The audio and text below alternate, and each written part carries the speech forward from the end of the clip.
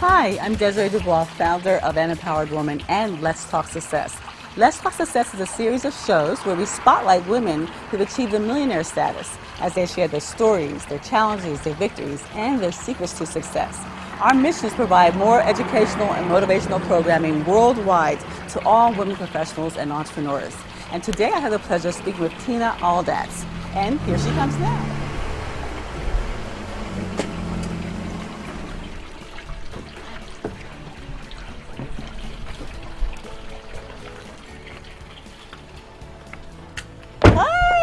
Hi, pretty lady. Hi, Mama. How are you doing? Well, we've got lots to talk about today, yes? Oh, yes. You're going to tell us everything? Everything you want to know. About success. So, Tina, you have such a fascinating story, and I love hearing it over and over again. So let's start from the beginning. Okay. Well, my parents were born here in California. They're native Californians, which is kind of rare. My mother's Irish and my father's Mexican. So don't get me drunk and don't piss me off. No, but seriously, little bit of a culture clash. They got married in the 60s, and the 60s were a wild time with parties and drugs and alcohol and the whole 9 yards. Well, they weren't, innocent of that. So unfortunately, drug and alcohol addiction was a part of our family, not in a good way. We moved a lot all over the country because my father was in construction. So that kind of gave us some character, but it also had an impact on the family where there was a culture clash that became more and more predominant, and that caused severe domestic violence between my mother and father. Eventually, before he almost killed her, we escaped and we were put into a shelter for battered women. So sometimes people only see the finished product, but in a nutshell, we can say I grew up in a domestically violent home. I was a child of alcohol and drug addiction. We lived in a shelter for battered women. And then, on top of all that, I am a pediatric burn survivor. So during this time when we're living in the shelter, the first weekend that we had out with our family again, I ran through hot coals on the beach, and third-degree burns occurred to the bottom of both of my feet, leaving them extremely sensitive for the rest of my life. Of course, now they look like a 20-year-old's foot because they're fabulous, but it was a long time to overcome, and I do not like the sensation of walking barefoot now. I had a really strong passion for fashion and high heels since I can remember. An aunt of mine would let me try hers on all the time. It was in the 70s, all those crazy platforms, so I always wanted to wear her shoes. So that's where I think some of that love came from. But back to Family and just, yes, I have a large family, the nuclear family, which is myself, my mother and father, both have passed away. And then I'm the eldest of 6. So Tina, Angela, and Rocky were born to my mother and father. And then later my father had 3 younger children with a woman who is my age.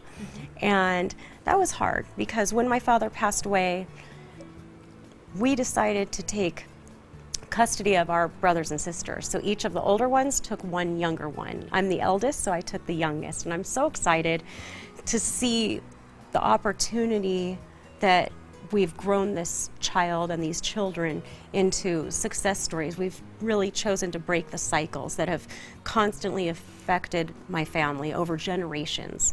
My youngest is the first man in our family never to go to prison. He's actually a high school graduate, top of his class, and is a student at UCLA University. So I'm very excited about this, and he plans to be a lawyer.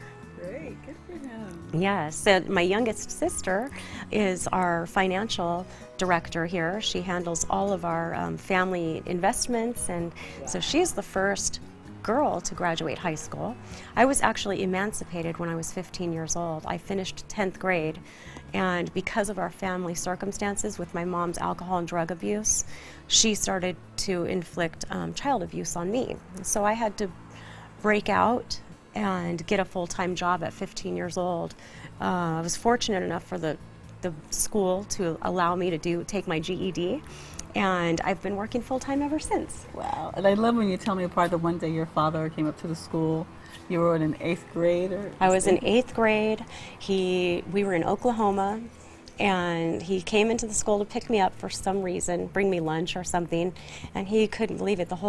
Most of the students were black. I was one of the 2% of white, and he, Mexican, and just wasn't having it and said, "Come on, you're out of school." And I was like, "What?"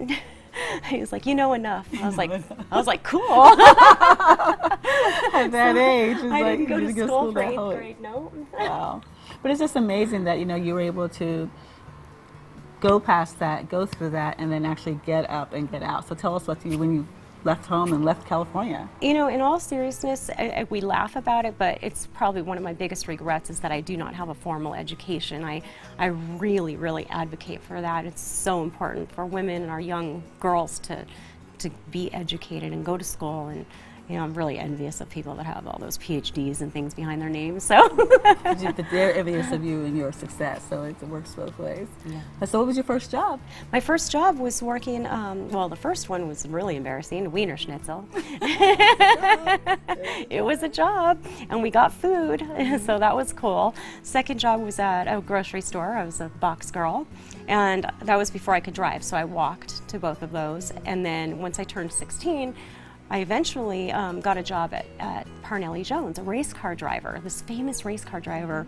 I was a receptionist, and it was such a cool job because I loved it. I was in a corporate environment, and I finally got a break. He asked me one day to come up and said, "What do you want to do with your life and career?" And it was about my 18th birthday, and I remember they bought me a cake and everything, and I was so excited. And I said, I don't know, I just want to make money. And he goes, "Well, the only way you're going to make money is in sales. You want to take a shot?" And I was like, "Yes, I do, sir." And he gave me that first shot, and it opened my eyes to the world of business. And it was like this adrenaline rush, but this light bulb moment that went off in my head where I figured it out.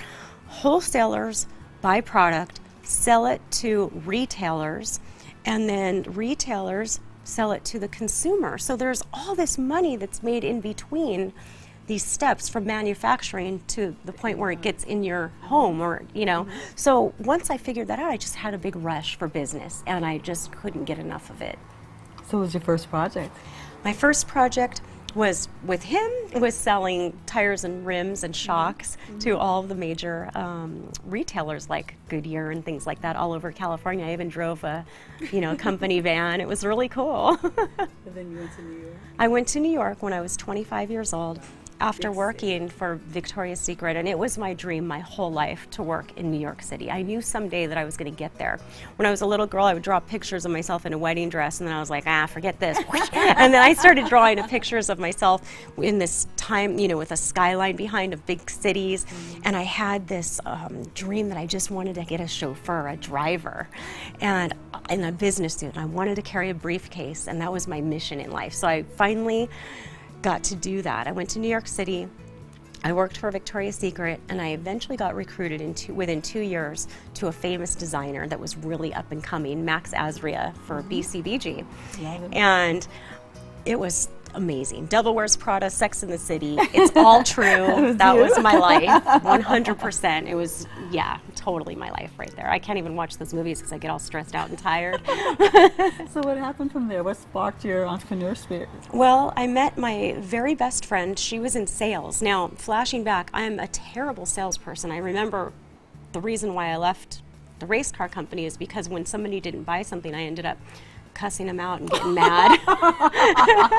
And I just couldn't believe that they weren't buying it from me. So the whole negotiating thing was very difficult for me. And so when I came back to California, the economy was moving and shaking, and this whole internet business came into play.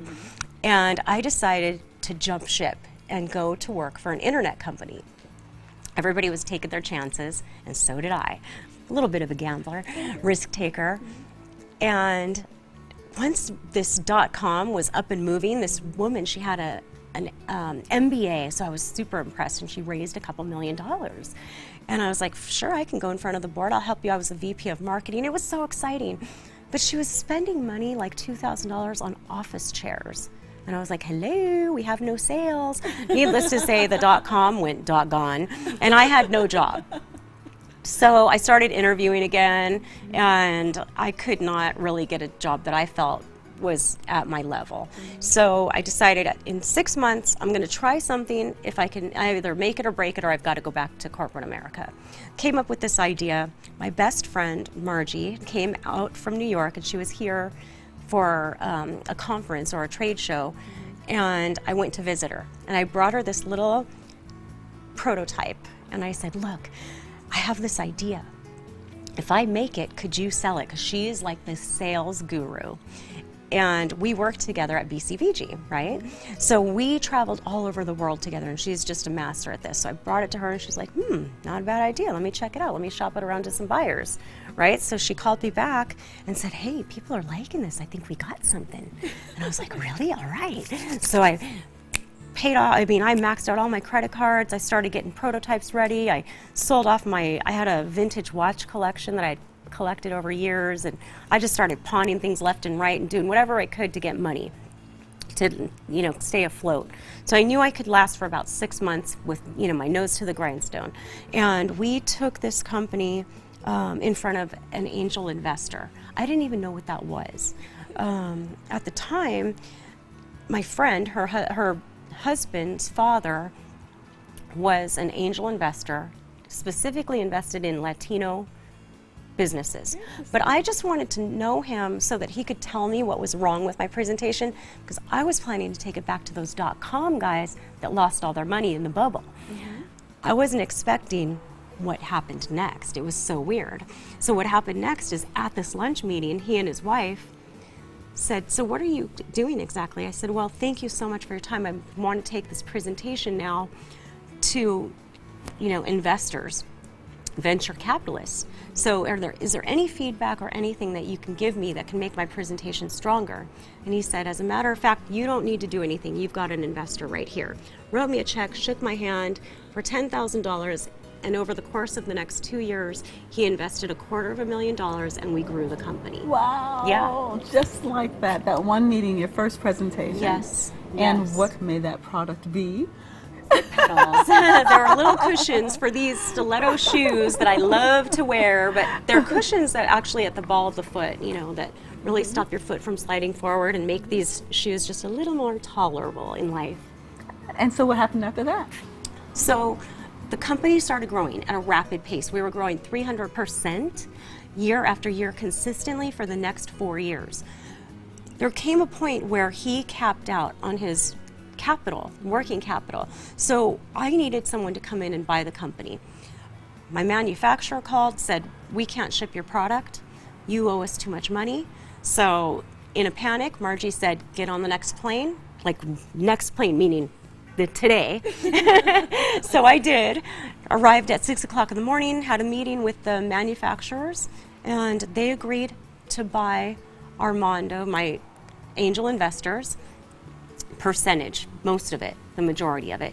And we became partners there, took the company from $1.6 million to $10 million in sales annually, consistently, over a course of 8 years. And then we were acquired by a big public company that was sold on the stock exchange. And that took us to a whole new level. So not only was it a product, but a collection, a brand that was sold not only in the United States, but globally. And we were acquired for $14 million. Wow, yeah. Congratulations. So that was a real American success story, and I think I'm just getting started though. And you mentioned one part too, like there was a little hiccup when the 9/11 happened. Where were you in that? Because that was a moment that I could just, when you were sharing it with me, I could just feel that it was like. It was nuts.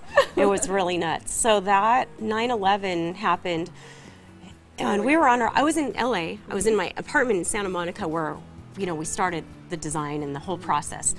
That 9/11, that morning, we were headed to downtown LA for a big trade show.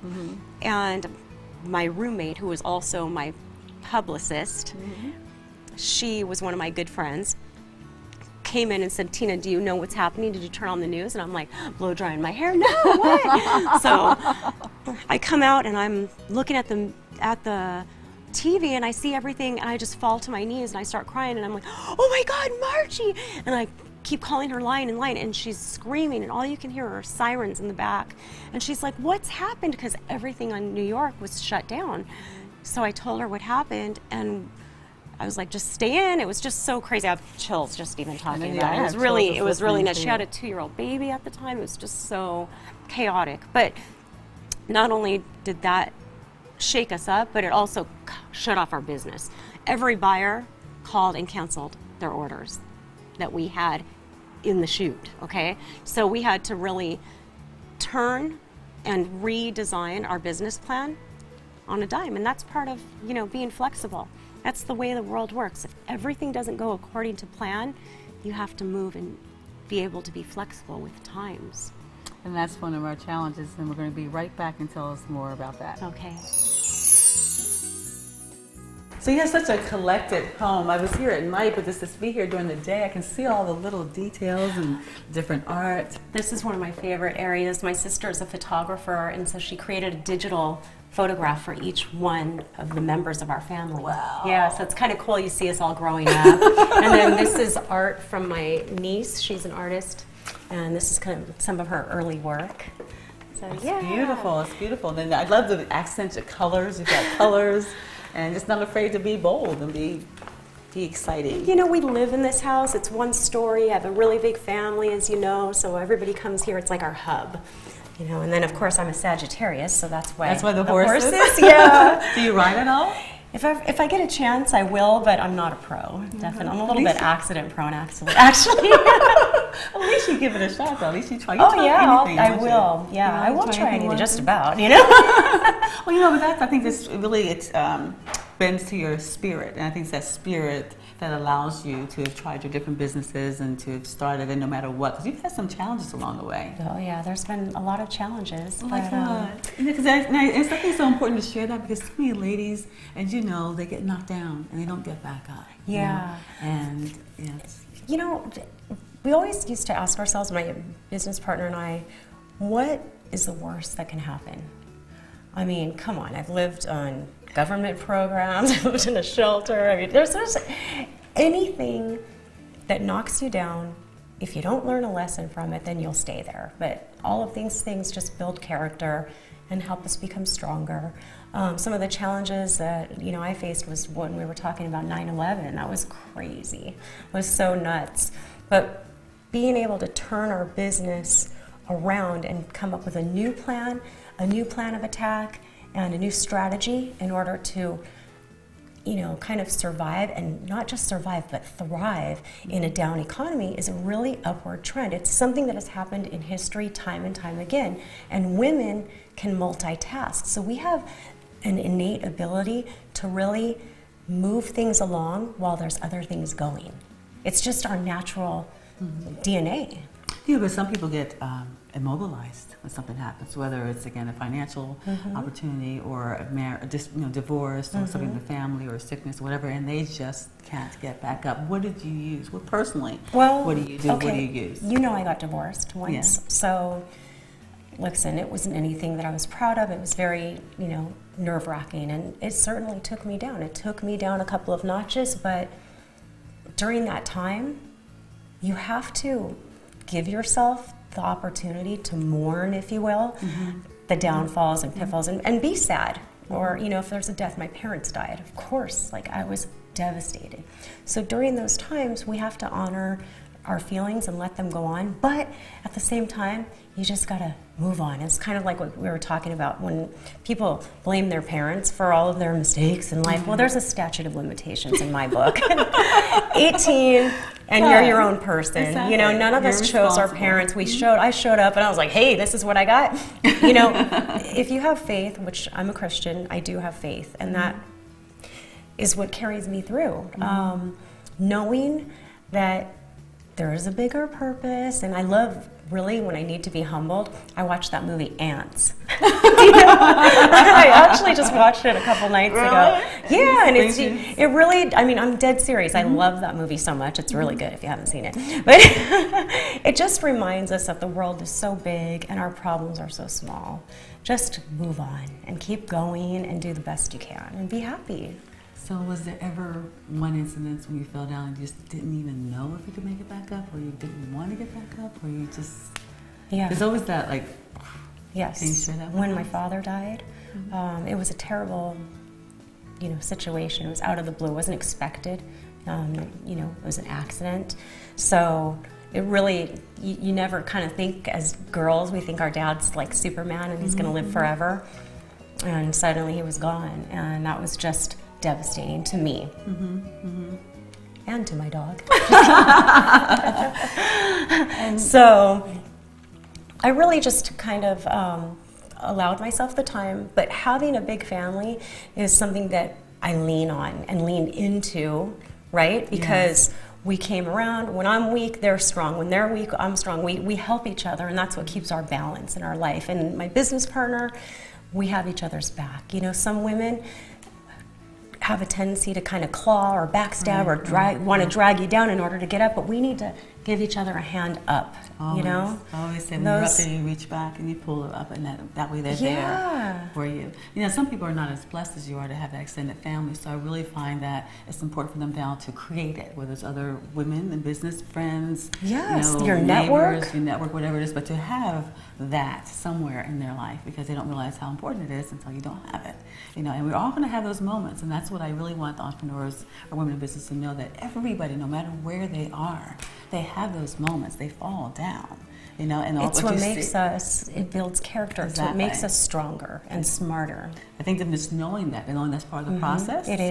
that it's not you, and it's not how inept you are, or uneducated you are, or how incompetent you are. Just say, okay, this is it. Like you said, the lessons learned. Take that lesson and move forward from that point on. Yes, exactly. It's true. And because the challenges will come no matter where you are. They're not going to stop. No,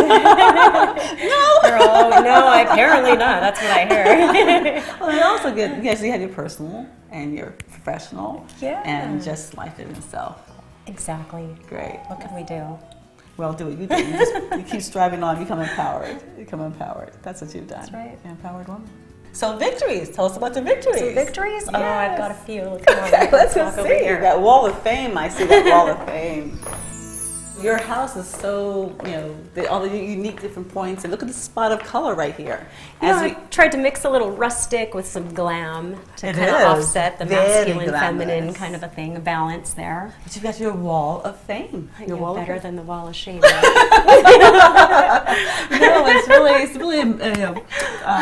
it's really powerful that you took the time to memorialize these moments, to be able to remind yourself of where you've been and how far you've come, and it's good that you do that. Yeah, and just to sit and reflect and see the things, achievements along the way. Sometimes we forget, you get so caught up in the day-to-day. There were a couple things I wanted to show you that I'm super proud of. One of the things that really changed the course of the business for Foot Petals was receiving this award from Allure Magazine, the Best in Beauty Award. In 2007, once we got this award, our sales increased by about 40%. It was incredible. So that is something to strive for, and having that credential on. I always shop for things and look for if they have it. I'm like, oh yeah, I'm getting that. So amazing. It's exciting. So what are some of these? Oh, this was probably one of my proudest moments. It has Forbes Magazine, of Forbes course. Magazine. I thought I was getting punked, but they came out. They contacted you? Yes, they did a full, long time. It was a lot of going back and forth, and they do research on all of the facts. So eventually they came out for a photo shoot, and we drove my 4-wheel drive out to the beach. This is on the beach. I'm standing on the sand with the water behind me in high heels surrounded by stilettos, because it kind of goes back to the burns on my feet and then now walking in stilettos. And if you look closely, you can't really see it, but how my heels are not sinking into the sand is because I'm standing on wood. Put the sand on top of the wood. Yes. It was really cool. I thought that was very creative. It also has like different milestones. So it does. It followed through the entire story. talking about when I was in that squeeze in 2003 where I had to go to the factory and sell a portion of the business and make a strategic partnership. And that's the key that people really have to understand. If you're growing the business is growing so fast, you have to be strategic. You've got to have a plan. And that's what all this is. So they kind of did an overview and went from 2003 through the 2008 5-year period. And that's when the company really blew up and it was really gaining ground. We were named one of America's fastest growing companies. Wow. Yeah, so it was really exciting. And then, I received an article in Latina magazine with Christina Aguilera was on the cover, so that was hot. And then, one of the cool things too was getting Businesswoman of the Year in 2011, which was the year I actually sold the company. And that was exciting, from the National Association of Latina Women Business Owners. So what was that like when you sold the company? It was like, I told my mom, I felt like I had sold one of my kids. Right? I didn't know how to feel. I felt like I lost my identity, and she was like, "Oh, come on! If somebody would have given me $14 million for one of you kids, I would have given all 3." I was like, "Geez, thanks." So she had you got over that moment. Yeah, I was like, "Okay, you got a point." All right, so I couldn't be all dramatic, but I decided to. I felt a little lost. I got to be honest, and especially going into work where now I had a boss, and not only a boss, but a board of directors, and it was weird because I was used to calling the shots. So I lasted about a year, and then I took some time off, and I had this fortunate opportunity to serve my community. So I became a member of Girls Inc., and I sat on the board of directors for 2 years. And then I eventually came on to work with the Hispanic 100 organization and led their foundation by starting a mentor program. Wow. So we're going into our 3rd year now. Great. And that's really exciting. And then this isn't an award, but to me it was a major achievement. I actually sculpted this myself. I think it's beautiful. I think it's beautiful. Like, who is that? The only reason I bronzed it and sent it back is because I knew my family, nobody would believe me that I actually did it. So I had to prove it, but it's signed, and I had it bronzed and shipped back. But yeah, he's Mr. Right. Mr. Right now. Yeah. that works. But there's so much, again, it's from the different magazines and periodicals, and then now. And now my next project is starting. I wrote my own book, so this is the cover. This is the mock-up. From stilettos to the stock exchange. And it really shows inside the life of a serial entrepreneur, which is what I am. That's amazing. And you shot this in your own pool, which is more I'm fascinating. Underwater in my pool. That was in stilettos and an Hervé Leger dress. And no, it didn't get ruined. Everybody kept asking me that. Really? No. You dried it up in water. Yeah. That's amazing. Yeah, so this is my book. I'm really excited. This is coming out next year. So what does that say? This is an autobiography and a business book that talks all about the steps on how Foot Petals came to be, and then it gives you secrets and tips about how to do a business plan, and my core values, and my 3 M's and 3 R's. So the 3 M's are money, marketing, management, and the 3 R's are reputation, resilience, and resourceful. Geez, thank you. Could have thrown me a bone in there. Okay, so this just different things, but again, you did. Yeah. Oh, look at this magazine. It's kind of funny because you see they highlighted fascinating faces in Orange County, and there's all these guys that are in it, and I was the only woman. But not only am I the only woman, but I'm also the only one laying on my back with my feet in the air. Like, what's that all about? I didn't notice it until you did? Yeah, I was like, hey. Yeah, of all the shots that they picked, I was like, whatever, That just, you got that personality. Right. So you have even I call it your success room? Oh. Your victory room? Yes. What should we call that room? I would call it, well, my family calls it my diva room. Okay, the diva room. Let's go to that diva room. Diva room. This is the famous diva room. The diva room, and I can see why. But you've earned it. You've earned it, and you're organized, and It's beautiful. One of the things that helps me get ready is actually seeing everything. Otherwise, I think we have a tendency to forget what we have. We do. It's in that, So- stuffed away in that drawer somewhere. And you forget about it. Yeah.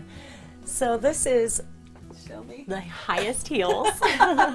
They're so crazy. They're Louboutins. They're beautiful. This is actually a 6-inch heel. And you So I'm probably carry it off 5'6", really well. They're so I'm about adorable. 6'2", right, when I'm wearing these? And how do you walk? You can walk comfortably in that? Sure. You know, I'm pretty Consider good. it. I'm pretty good. Yeah.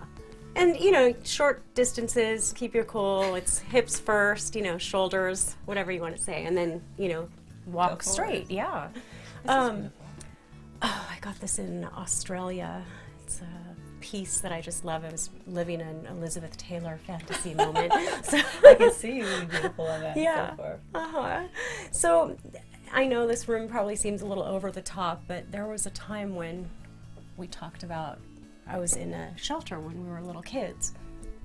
And one of the best things about being in a shelter is people give charity and donate their clothing. Well, there was this entire basement. There was nothing but tables and racks of clothes, and we could have whatever we wanted for free. So I would go down there with my little sister, and we would do fashion shows, and it was like the greatest time of my life. And I was like voguing, I didn't before it was even started.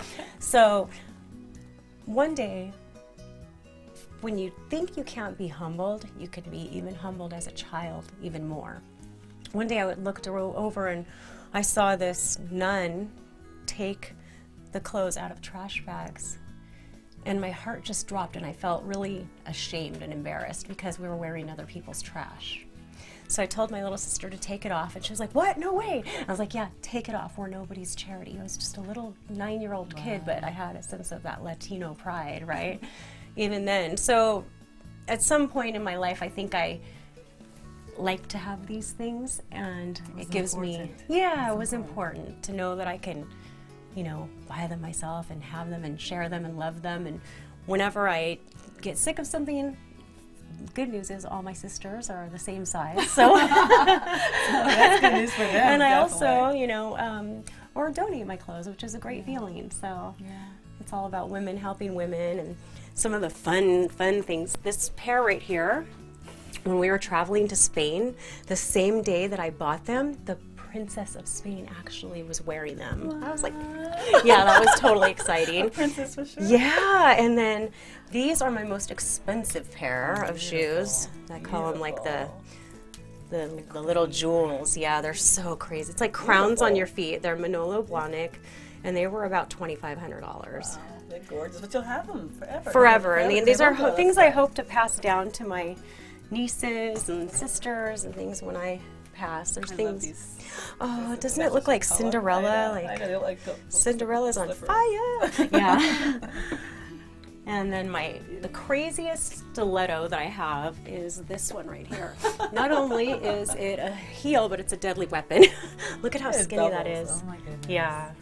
But blue is my favorite color. Is it really? And it looks red good on you. is- and that pink. Yeah. You can mix them all up. That's really beautiful. I just like to see you walking. Hey, they probably don't. I could do it. They don't match anything, therefore they match everything. That's Exactly. kind of the rule. Well, that's the good news now is that today anything goes and everything goes. It does, There's no yeah. restrictions. But this, you have all your jewelry out. You have your wall of bags and more shoes and everything. But the bag. Tell us about the bag. It's a Birkin. Yes. So Oh my my little goodness. brother said, "Is that what those rappers are talking about every time they're talking about buying their girls a Birkin?" I was like, "That's it. That is a Birkin bag." So I read about it when I was in my 20s, that this bag was designed for this actress, Jane Birkin. And it's the ultimate travel bag and carry-all. And I saw the price and I was like, oh my God. And I just told myself one day I'm going to get one of those bags. And on my 45th birthday, I bought it for myself. Good So- for you. It's really important that we celebrate ourselves. You know, either give ourselves a great Yeah. birthday present, a Christmas present, but you have to celebrate your success because you've earned it. And again, it will last a lifetime. It's weird, you know, we have a tendency as women not to celebrate or give to Exactly. ourselves. And I Exactly. remember when I sold my company, the financial advisor said, okay, you've paid tuition, you've bought everybody cars, you've done this, you've got your dream home, everything's good. You've made wise investments, you've diversified. Is there something that you want to buy for yourself? And I was like, what is this, some kind of a trick? You know? And I said, yeah, I want to buy a convertible car. And which one was that? I got a convertible Porsche, and I just traded it in after 3 years and got myself the new convertible Jag. The one we saw Yes. outside. Yeah. It's so hot. It's just fun. Really? I You love it. I do. Well, you deserved it, and you ruined it. And that could lead us to our secrets to success. So come tell us about them. Okay, I'll show you my office. So, your secrets to success. Yes, and one of them, Desiree, as we were talking about, I purposely separate my home from my office. So when I come to work, I actually come to work every day. I get dressed, I unlock the office, and we're open for business. But then at the end of the day, I do the same exact thing. I close the office, turn it all off, shut down the computer, and I go home. You know, we were talking about that, one of those books Yes. that kind of changes your life along Yes. the way, and this one was cool, I thought. It was the 4-Hour Work Week. And that book resonated with me. I read it a couple of times in a row. And that 4-Hour Work Week is a little extreme, let's not get ridiculous, but I don't work the 8 hours a day. You know, there's a tendency to just overwork ourselves till we're not being productive. So if you can just be productive in a certain set of hours and cram it all in and then walk away, you can have a much more fulfilling life. So what are your hours? I work from 8 in the morning till 2 in the afternoon, and then if meetings go on past that, that's okay. You know, but I try to keep it to a minimum. But those are the hours when I know that my brain is sharp and running on full speed. So that's one of my secrets, is knowing how your body works and how you're... And your best times, your best creative times. So sometimes you're just doing the hours, you put in the time, but you're not producing or being productive. That's right. It just becomes, you're just, you know, spinning your wheels. So go do something else that's better for you. But when you're in that zone, be in it. Yeah, be in it to win it. So we love having this environment. Lists is another big thing. Like the way you saw my closet, everything is out. I have to see it. And in order to see something, you've got to put it up there. And then that makes it real, that makes it tangible, and it makes you accountable, as well as your staff and your team. So you can always come back and say, okay, where are we today? Where are we here? How are we doing here? What did we hit our numbers? Did we hit our goal? Did we hit our deadline? And we're checking, and if something's urgent. So everybody's on the same page all the time. It's all about communication. It's all about status reports, checking, and follow through. And you know, the thing is that everybody, now that people have the electronic list, they resort to that, but that's not as powerful as the visuals. I have, even on my wall, the calendars and things of that type, because that visual, you know, that big visual is really important. And people say, what's your, you know, they're going to think that I'm going to say, you know, I'm all about this and techie that. I have the most advanced technology. It's called pencil and paper. And I literally use yellow, you know, number 2 pencils all the time, and I have a big sharpener on my desk. It's super old school, but because I can erase things. You know, I don't like to have everything in ink all the time. You got to be flexible. So now we have this new project. Everybody wants to know what's next. What's next? Exactly. So Foot Petals, I sold that company. It was acquired. I took a couple of years off, did community work, and here I am now and kicking off a whole new company. This company is called Savvy Traveler, again founded with my very best friend. So we're co-founders. Nice. We're 2 Hispanic women that have traveled the world together for over 2 years, and we found that we kept getting sick. Every time we were coming home, we were either tired or we were lugging, we'd get suitcases, we'd have to check them in. Once I had a board meeting and I was in Uggs and jeans and all like, you know, sloppy chic, and my bag didn't make it because of a snowstorm in Ohio. So I had to actually hold a board meeting with Uggs and my sloppy chic look, and I had no presentation. My folder, everything that I had like labored over so hard.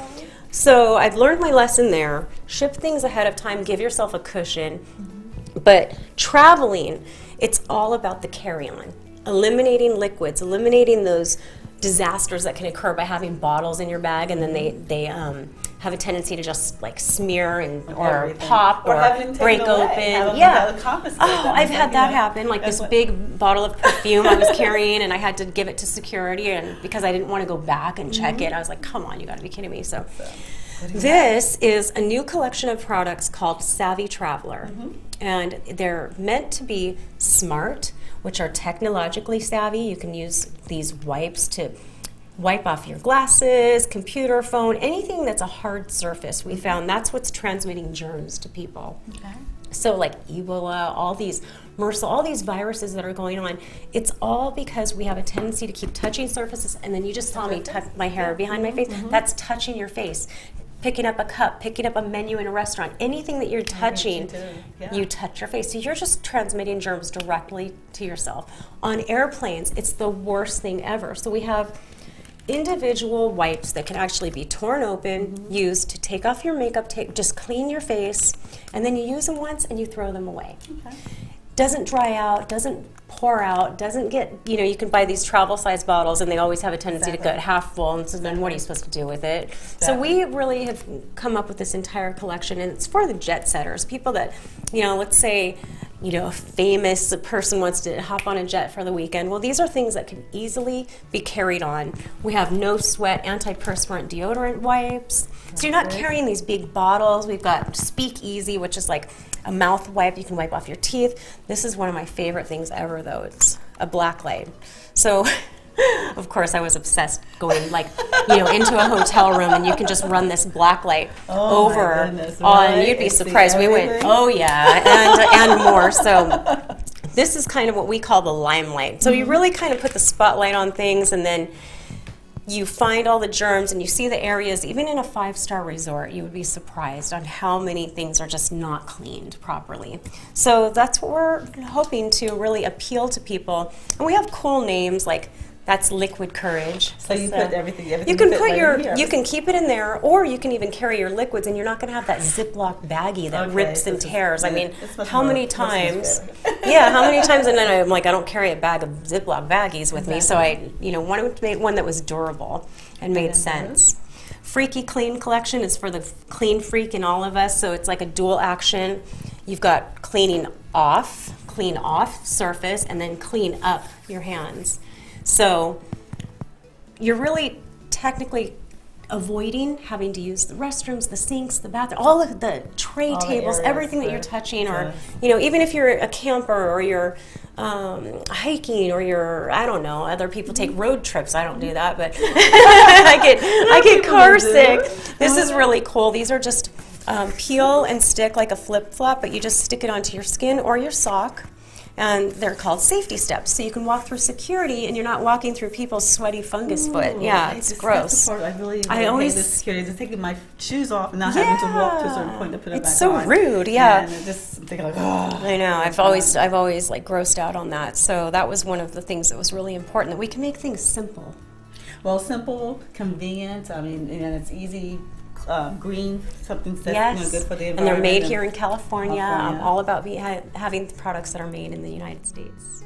What lessons did you take? And you learned a lot of lessons along the way. Oh, yeah. Have you taken from your other businesses that you're implementing now to your new project? For sure, I've stopped with the micromanaging. That was something that could be not only detrimental to yourself and your health, but it can also really kill the culture and the spirit of your environment and your team. So letting people try things, make mistakes is good for everyone, because then you learn, and everyone is stronger and smarter. So micromanaging is not cool. And the other thing is really just having timelines, deadlines, everybody having a place, let the experts do their job. Those are important. I know what I'm not good at. We talked about how I'm not good at sales. So why don't I surround myself with the best salespeople, people that really love to do that? Because I don't want to wake up in the morning and hit that alarm and not be excited. Exactly. When that day comes, I'm done. You can't do it. Walk away. So. Yeah. So another thing is that you have your book coming out. Yes. Tell me about it. Tell us so about it. You saw that soon. This is the cover. This is our mock-up. It's actually going to print today. Can you believe that? So this is the cover. Yes, from stilettos to the stock exchange. This is going to be launched at a special event because I'm benefiting women in the footwear industry with a portion of proceeds from the sales of the book. And this will be launched in Vegas in the middle of February. Fantastic. Yes, perfect and then timing. it will be available. I hope people will buy it. Yes, they will. I'm really excited about that. And I know also you do a lot of public speaking. I do. I'm doing a book tour across America, And we're launching Savvy Traveler. But the other thing is, when I'm doing public speaking, I speak about my 6 essentials for business. So you know that I don't have a formal education. You're talking to someone who has a 10th grade GED. And, you know, I've taken a few classes here and there and become an expert. I've become certified in different things. But technically, when someone comes to me as an entrepreneur, I ask them, what are the 3 M's? Do you know? If you can answer these 3 M's, then you have a business plan. And this is essentially my business plan in a box. 3 M's: money, marketing, management. So if you can answer these questions, then you will have your business. If you can't answer these questions off the top of your head easily, then you need to go back to the drawing board. So what I start with is money. How much money do you need? People always say, oh, I need that, $2 million. Well, why? When do you need it? How much do you need right now today? Maybe you only need $50,000 today, and you can do it in increments up to $2 million over a course of 2 years. So it's how much money do you need? When do you need it? Where is it going to be spent? And when will I, as an investor, receive my return on investment? Okay. Okay, so that's money. The next is marketing. Who is your customer? Who's your competition? How are people going to hear about your products? And what's going to drive them to action? Okay, right? So that message, that call to action? That call to action. So whether I never paid for advertising with Foot Petals. We used a public relations firm and different people, and we used word of mouth and social media primarily. But marketing is very important. So who's the customer, how they're going to hear it, what's going to draw them to action? And then what are you doing with all that information? Are you, then turning around, are you working with other companies? Are you promoting the brand through other venues and collaborating and co-marketing? Yeah, there's all kinds of opportunities. Then the third, but most important M, is management.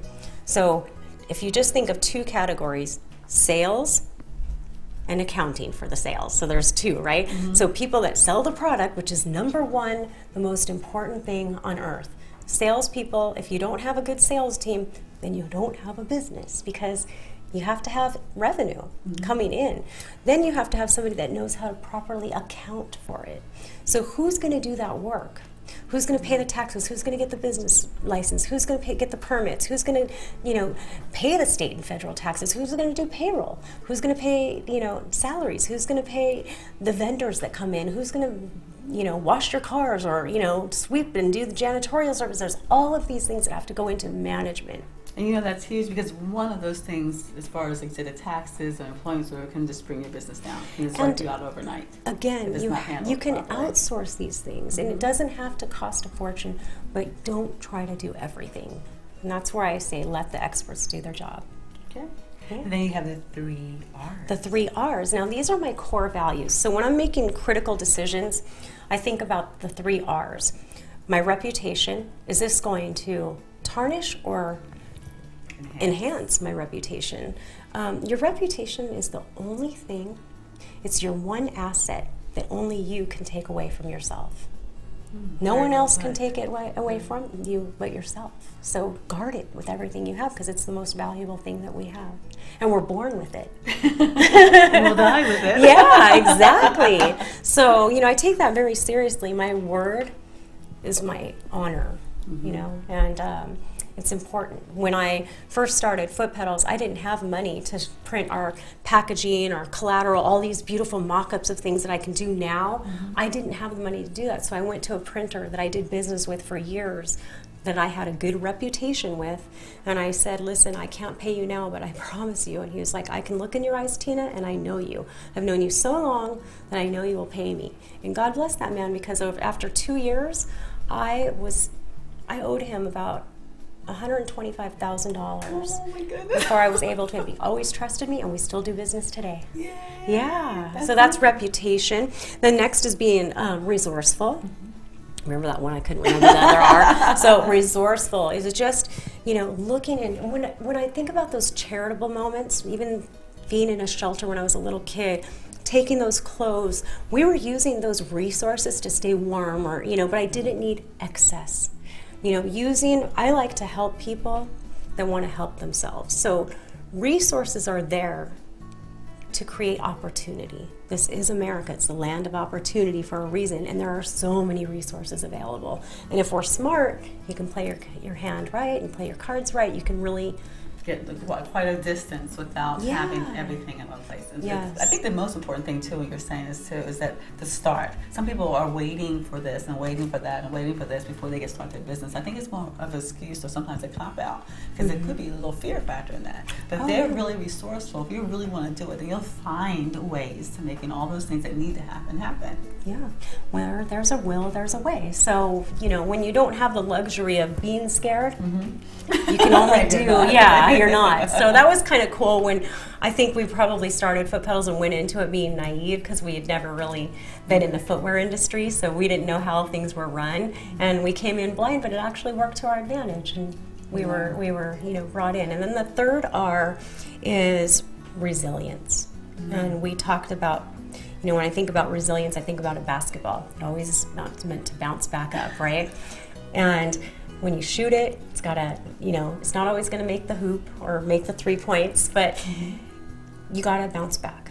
And you've gotta come back strong, and you've gotta come back whenever you have an obstacle, just overcome it and keep going. So that resilience is the differentiator, I believe, for successful people and unsuccessful people. If you're not resilient and you allow something to take you down, it will. Wow. Yeah. That hit. I just felt that. It really hit. It's been such a pleasure. You shared so many gems, and your energy, your beauty, your vibrance is so contagious. What empowering thought would you like to leave our listeners with today? Give a girl the right pair of shoes and she can do anything. I think Marilyn Monroe said that. Yeah. Give the right pair of shoes. You certainly have enough of us, so which ones are right? You got more you can shoes. always borrow a pair of mine. I'm going to take you up on that. I know where they are. Thank you. Thank you. So thank you so much for joining us at Let's Talk Success. And until we meet again, stay empowered.